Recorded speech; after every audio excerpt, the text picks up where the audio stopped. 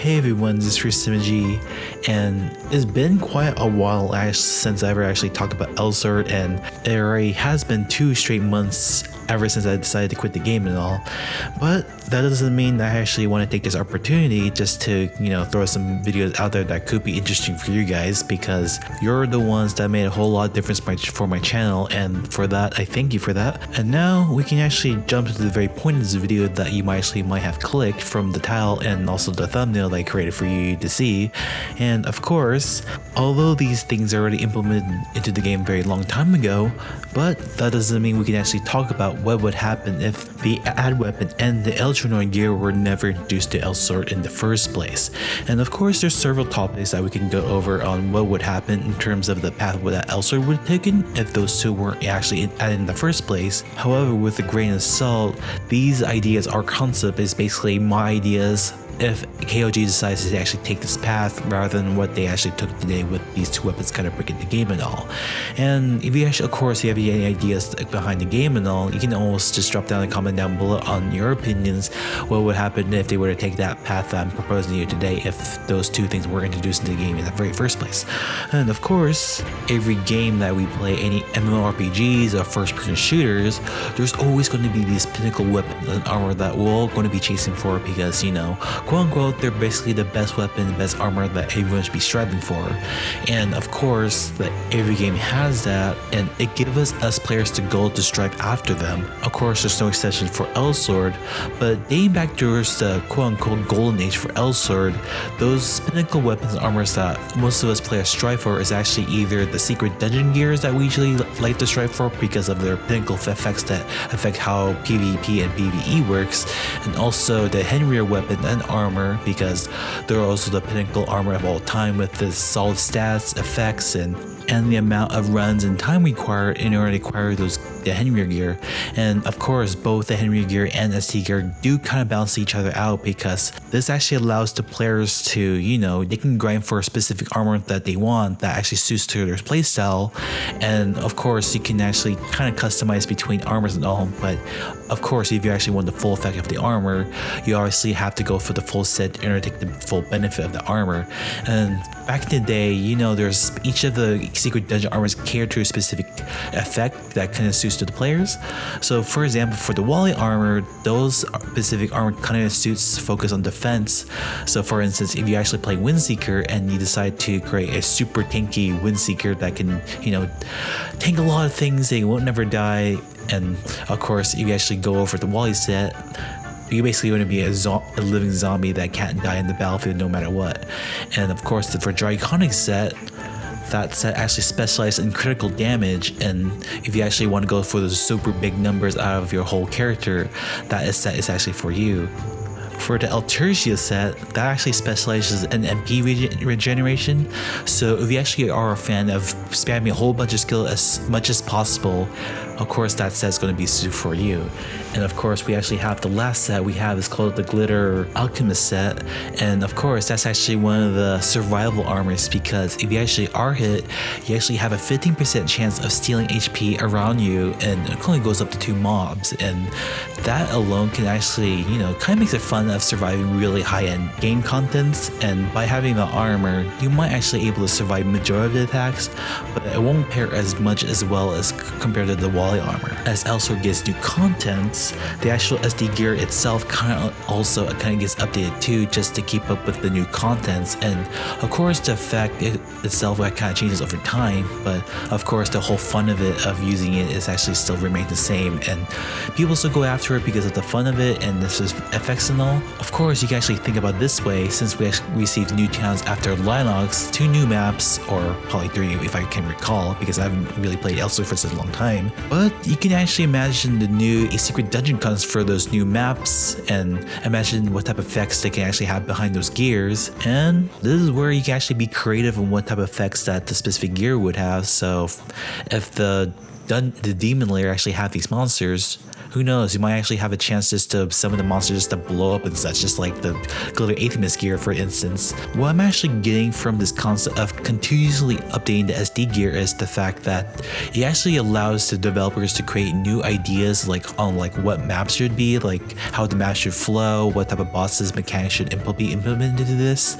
and also what would the gear would bring to the players too, in case they want to try something new besides the one they actually currently have. And this continuously allows them to give more choices on what gear they have to go after, in terms if they want to update their old gear, or they can actually strive for the new secret dungeon gear that actually has different effects, so they can actually grind for it, try it on, see if it actually suits their playstyle, and if they like it, they keep it. If they don't like it, they could just not grind for it all and just keep what they currently have. And of course, who doesn't like breaking the Ludo door each time when he shows up? And there will be a lot of people out there just be like, no, don't open the Ludo door, but there's always going to be that one person who's going to break the door anyway just to unlock harder content. And Ludo itself was a really fun implementation that they added through the secret dungeon schemes, and it made a whole lot of fun with a lot of mobs taking all your shots and skills and all the damages, and of course, who doesn't like hard content like that? But of course, this goes without mentioning the Heroic Gear series, and of course they actually bring some unique things to the table, such as the gear ranking systems that allow to evaluate how good the gear is versus what skill effect it actually has in the gear too, of course. And if they actually could kind of implement that even further, besides the one we currently have right now, when it was introduced for the very first time to all of us in somewhere roughly 3 or 4 years ago, a lot of people were actually grinding for it, because a lot of people would have thought it's actually going to be a fun challenge just to replay all the old dungeons again. But this time, all the maps is a lot more intensely, much more hard to deal with, and it actually brings some excitement to the community that they can actually go out there, test their skills in terms of if they can actually survive this dungeon. And even harder bosses actually has a lot more mechanics that actually wipes out the whole entire party if you're not being careful enough. Of course, I'm actually talking to you, Kyle, with all your mechanics that actually wipes the whole majority of the party. But let's say this, if they actually continue the whole series, extending from what we currently have for all the challenging dungeons we actually faced so far, you could probably imagine a Heroic Solas, for instance. Some people might say I'm pretty mad at this for coming at this idea, but if you want to keep Heroics going, might as well challenge yourself just playing all the existing bosses, but cranking up the difficulty to the very max, see if you can actually survive all those mechanics. And you probably, as you really know, if you're actually playing the new Vermeer dungeons, imagine all the heroic versions of that, and if you can actually take all that stuff. But for those of you actually are worrying that if you can do that, that's just going to be the point that if they can actually retweak the dungeons a bit just to not make it brutally hard as we currently have, but tone it down slightly that it won't be overwhelming as to play the dungeon at first. But if you actually play the heroic version of it, yeah, they can go ahead and just dump the difficulty on there, and then it's basically survival of the fittest at this point. But the Heroic Gear series is actually probably the best idea they can implement in the game, but they could do something a lot more better than that and build that up even further, just to, besides grinding for different levels of gear, they could probably add some pinnacle effects that if you actually get a complete set, you can actually trigger some, I don't know, fireballs or icicles or some random effects exclusively for that gear, and it actually drives people into getting it, but at the same time not trying to overpower the current SD gear that the game has to offer, so that way it can actually balance out between. This actually allows the players to choose what gear they want and how much dedication and time and investment they want to put into in order to achieve that gear. As currently for the Henry gear, I think it's in a very good place in terms of what content they actually have to offer versus what you actually have to go through in order to acquire those armor and gear. But I kind of felt that by making it sell with the recent changes from what I can recall for a very long time ago, that kind of makes it a little bit too pressuring for the player they have to go through, because most of us actually grew up on forming parties just to tackle these type of challenges, and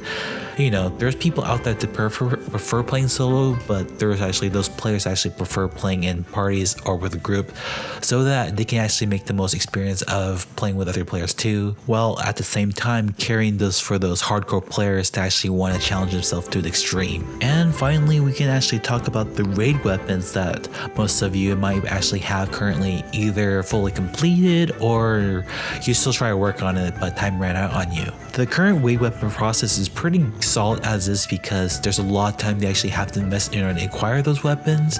and of course the effects actually appeal to most players, hence why a lot of players actually strive for the very first place. But the thing that they could improve on is the fact that if KOG did not implement a system that actually time gates the raid content specifically and open up for all players to join in at their own pace instead of they actually have to rush it within a certain time point, that's actually going to be probably the good thing for us players, because it won't actually have to stress ourselves out in order to crank all those hours just to get the gear within a certain timeline.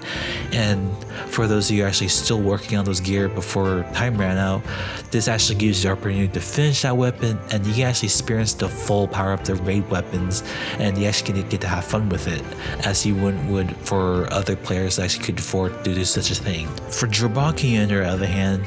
despite the fact that I actually brought him back up from,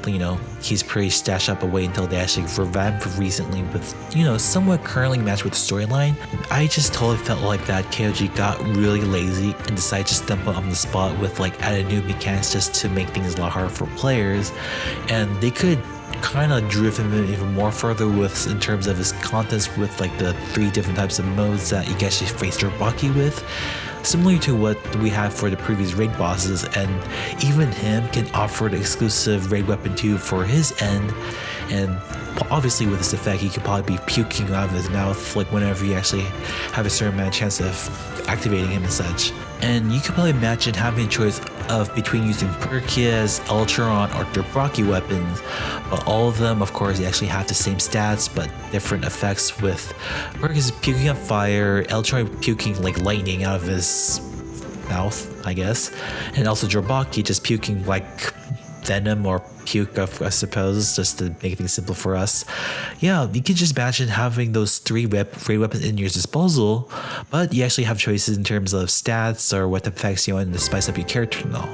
So that wraps up for me discussing what if the add weapon and the Elsword armor were not ever introduced in the first place. And of course, this type of video might be something I might be doing from now on, but if you guys actually have any scenarios that you want to talk about for a what if scenario if Elsword actually took this direction, go ahead, just drop down a comment down below and we'd be happy to discuss about it, and hopefully we'll probably make a video about it.